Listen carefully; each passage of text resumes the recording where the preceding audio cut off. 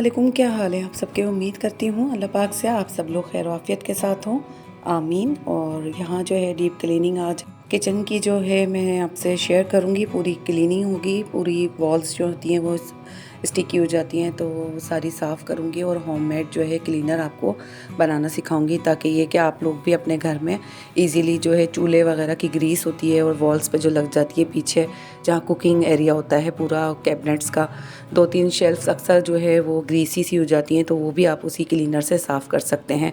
तो अगर आपकी वुडन नहीं है तो वैसे ये कि आप लोगों की अगर आजकल जो बन रही हैं फाइबर की और भी तरीके की आ गई हैं, तो आप लोग कर सकते हैं उसको क्लीन, अगर आपका वो एसिड जो है लकड़ी को नुकसान ना पहुंचाए। बहरहाल लकड़ी के ऊपर जो है वो पॉलिश वगैरह का इशू आ जाता है, तो आप लोग जो है अपनी कैबिनेट्स पे ये अप्लाई नहीं कीजिएगा। जो स्टॉनिश वगैरह आते हैं और भी वुडन क्लीनर आते हैं तो आप लोग वो यूज़ कर लिएगा। लेकिन ये कि ये बहुत ज़्यादा अच्छा होममेड और इजीली बनने वाला जो है टोटका है।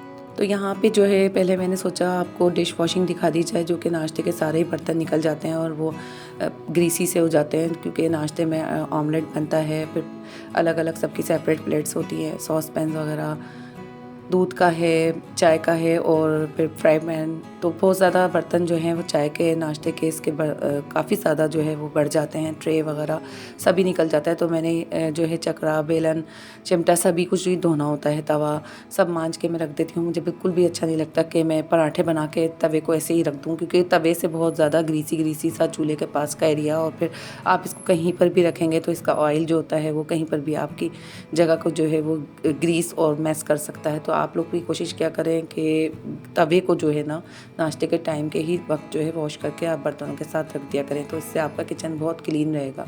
और यहाँ पे जो है मैं वॉल्स और वो दिखाऊंगी तो आपको लगेगा नहीं कि इतनी कोई गंदी हो रही है, लेकिन वो बहुत ज़्यादा स्टिकी मेरे हिसाब से हो चुकी थी, क्योंकि इससे ज़्यादा फिर मैं अगर छोड़ देती हूँ तो वो बहुत ज़्यादा ग्रीसी सा हो जाता है और वो हार्ड हो जाते हैं स्टेम्स जो होते हैं, तो हट नहीं पाते। इसी तरीके से मैं चूल्हे को भी ज़्यादा टाइम के लिए गंदा होने नहीं देती।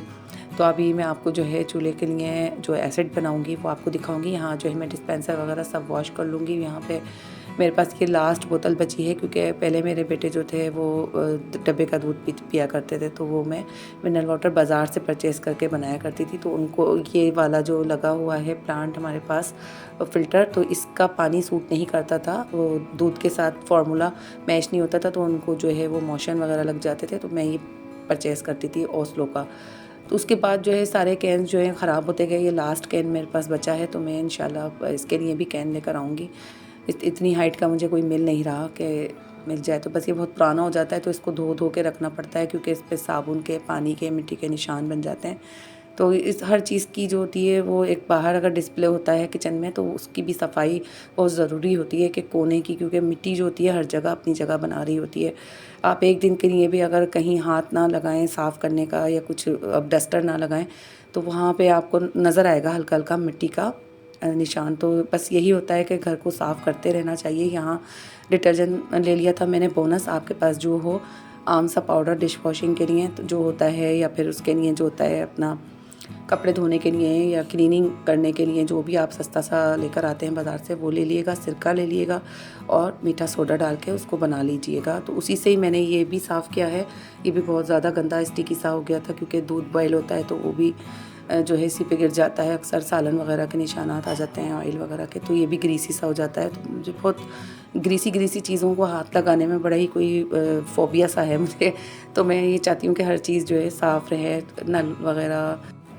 और मेरी आदत है कि मैं जब भी कोई बोटल्स वगैरह उठाती हूँ ऑयल की, या फिर कोई ग्रीसी ऐसा कोई काम वाम होता है, तो हैंड वॉश करने की और उसको उसी वक्त ही साफ़ करने की बहुत ज़्यादा आदत है। तो इसलिए आपको ज़्यादा गंदा नहीं नज़र आ रहा होगा किचन मेरा। लेकिन मेरे हिसाब से जो है फिर काफ़ी टाइम डीप क्लीनिंग नहीं होती है, तो फिर मेरे को ज़रूरत होती है कि मैं डीप क्लीनिंग करूं किचन की और मैं चूल्हे वगैरह भी साफ़ करूं।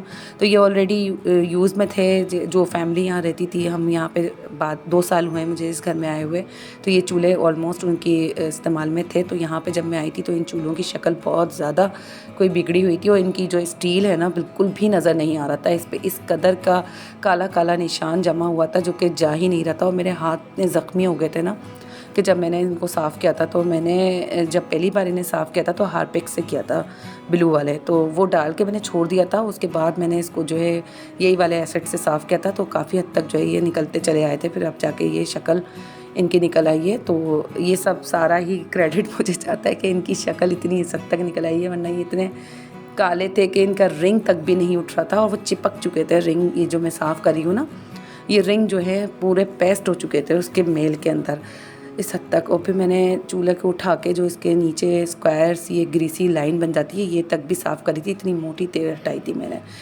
और ये घर जो है काफ़ी पुराना बना हुआ है, तकरीबन 12-15 साल पुराना बना हुआ है। तो उसी हिसाब से जिस दौरान ये चलती थी कैबिनेट्स वगैरह उन्होंने अपने मिजाज के मुताबिक ये बनवाया हुआ था। तो ये बिल्कुल भी मेरे जो है उसमें नहीं बना हुआ पसंद से। तो बस जैसा था वैसे ही हम लोग आगे रहने इसमें। और जब से अब तक जो है इसमें हमने कोई काम वगैरह नहीं कराया, क्योंकि ये घर जो है वो रेंट का है और हम यहाँ पर 2 साल हो गए आए हुए। तो काफ़ी हद तक मैंने इसको मेंटेन किया हुआ है कि इसके बॉक्स वगैरह जो है काफ़ी हद तक जो है वो सीधा से हो गए हैं नीचे वाले, क्योंकि पानी जो है वो ड्रेन सारा उसका कोने में जाता है।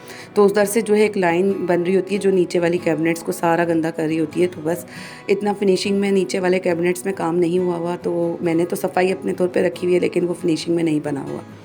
यहाँ पे जो है मैं जली जली अरवी और चिकन की रेसिपी आपको दे दूँगी, क्योंकि इतनी मैं थक गई थी ना कि क्लीनिंग करने के बाद मैंने डोनट्स की आज यूट्यूब शॉर्ट्स की रेसिपी भी दी थी और उसके बाद मैंने खाना भी पकाना था। तो ये एक ज़िम्मेदारी हो जाती है एज़ अ यूट्यूबर। तो बस ये मेरी यहाँ पे जो है चिकन मैंने डाल दी थी और प्याज जो है वो थोड़ी सी पिंकिश पे आ गई थी, जो कि मैं ट्रांसपेरेंट कर लेती हूँ शोरबे वाले सालन में। और यहाँ अरवी मैंने पील करके सारी चीज़ें मैंने यहाँ रेडी रखी हुई थी। टमाटर मैंने पील करके चॉप कर लिए थे बारीक बारीक। और यहाँ 2 चम्मच के करीब जो है लहसुन अदरक का पेस्ट चले जाएगा। जब चिकन आपकी फ्राई हो जाएगी बारीक बारीक काट के प्याज डालिएगा, उसको पिंक कर लिएगा, फिर आप चिकन डाल दिएगा, चिकन को फ्राई कर लिएगा। फिर आपने लहसुन अदरक डालना है, उसको अच्छी तरीके से फ्राई करना है चिकन के साथ, ताकि उसकी स्मेल निकल जाए लहसुन अदरक की। और यहाँ जाएगा वही पिसी लाल मिर्च, पिसा धनिया पाउडर और पिसी हल्दी और नमक। यहाँ पे चले जाएंगे टमाटर। टमाटर को जो है अच्छी तरीके से मैंने भून लिया है और पानी डाल के अब मैं दम पे रख दूँगी। यहाँ जो है टमाटर गल चुके थे। मैंने ये वीडियो जल्दी जल्दी शूट करी है क्योंकि लॉन्ग टाइम बहुत ज़्यादा हो गया था वीडियो का, तो इसलिए बस जल्दी जल्दी मैंने सोचा कि इसी तरीके से जैसे टिंडे चिकन बनाए थे वही मेथड है सेम, सिर्फ सब्ज़ी का एडिशनल जो है वो चेंज है। तो बाकी यहाँ पे मैंने चिकन मेरी ऑलमोस्ट गल चुकी थी तो मैंने अरवी शामिल करके यहाँ पे दम पे रख दिया है सालन, और ये मेरा रेडी हो जाएगा। यहाँ मैं धनिया साफ़ कर लूँगी इतने, और ये 10 मिनट में जो है अरवियाँ बिल्कुल घुल के अच्छी सी बन गई थी, क्योंकि अरवियाँ भी इस वक्त बहुत अच्छी आ गई इत्तेफाक से, क्योंकि अब तो सीज़न है भी नहीं और जा रही हैं, क्योंकि अक्टूबर लग चुका है तो अब अरवियों का बिल्कुल भी सीज़न नहीं है। तो बस मैंने देखा ठेले पे तो मैंने फ़ौरन ले ली थी कि मैंने सोचा कि अब तो फिर पता नहीं अब गर्मियों में खाना होगा अरवियाँ, तो लास्ट है ये बस, तो अब बना लेंगे एक बारी और। तो यहाँ जो है सालन की मैं अच्छी तरीके से भुनाई कर रही थी। उसके बाद जो है मेरा जो है सालन का शोरबा वो बिल्कुल खुश्क हो गया था। अब यहाँ पे शोरबा लगा के जो है लिड लगा के मैं रख दूँगी दम पे, सालन रेडी हो जाएगा। और इसी के साथ ही मैं रोटियाँ भी तैयार करती जा रही थी यहाँ पे एक तरफ चूल्हे पे करके, तो मेरी रोटियाँ भी डल गई थी। वैसे तो मेरी ये रोज़ की रूटीन है, लेकिन अब जो यूट्यूब पे काम करने की वजह से मुझे ऑन कैमरा रहना पड़ता है, हर वक्त कैमरे के साथ रहना पड़ता है, तो बहुत ज़्यादा जो है मेरे बॉडी के अंदर पूरा दर्द हो रहा था रात में, क्योंकि बहुत ज़्यादा आपको जो है खड़ा रहना पड़ता है काफ़ी टाइम तक के लिए। रेसिपी देनी होती है, यूट्यूब शॉर्ट देना होता है, तो उसके लिए बहुत ज़्यादा आपको जो है स्टेमिना चाहिए होता है। उसके लिए बस आप लोग दुआ करें जल्द से जल्द मेरा चैनल जो है अब ड्रॉप हो जाए, और आप लोगों के सपोर्ट से कुछ भी नहीं है। माशाल्लाह आप लोग बहुत अच्छा मुझे जो है सपोर्ट कर रहे हैं, तो मेरा दिल करता है आगे से आगे वीडियो बनाने का, काम करने का। ये सिर्फ आपका ही हौसला अफजाई है जो कि मेरे अंदर इतना जज्बा पैदा कर रहा है आगे से आगे काम करने का। यकीन करें मुझे इतनी खुशी होती है, आप लोग लाइक करते हैं, कमेंट्स करते हैं, और सब्सक्राइबर भी मेरे माशाल्लाह से बढ़ते जा रहे हैं। तो बस यहाँ मुझे बहुत ज़्यादा खुशी होती है, और आप लोगों का बहुत शुक्रिया मुझे सपोर्ट करने का। यहाँ मैं रोटी भी डाल लूँगी, लास्ट रोटी ये मेरी है, रेडी हो जाएगा खाना मेरा। यहाँ पे जो है मैं हरा धनिया भी डाल दूँगी, गरम मसाला दम पे, ये सालन भी मेरा रेडी हो जाएगा। मैंने इसकी फ़ाइनल लुक नहीं दिखाई, मैं इतनी थक गई थी। तो बस हम आपको पता है हम लोग लास्ट में फ़ोटोशूट ज़रूर करते हैं। यहाँ जो मैंने आज डोनट्स भी बनाए थे तो वो मैं बच्चों को दे रही थी, तो शेर मुझे ऐसे ही झूठ मूठ कह रहे थे कि बहुत यमी, जबकि उसने अभी सिर्फ कैंडी ही इस पे से उठा के खाई थी। आप लोगों को आज की व्लॉग कैसी लगी मुझे ज़रूर बताइएगा, और अपना ख़ास ख्याल रखिएगा, दुआओं में याद रखिएगा, और चैनल को सब्सक्राइब करिएगा। मिलेंगे अगली व्लॉग में। अल्लाह हाफ़िज़।